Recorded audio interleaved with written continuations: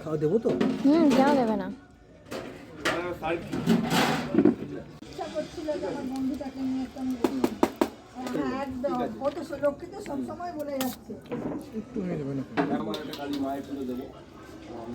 দাও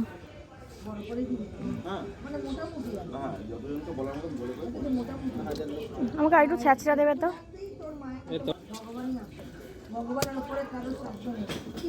না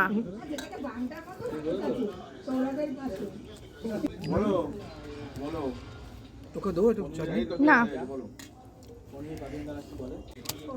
ভাত ডাল করেছে না সেটা বলছি না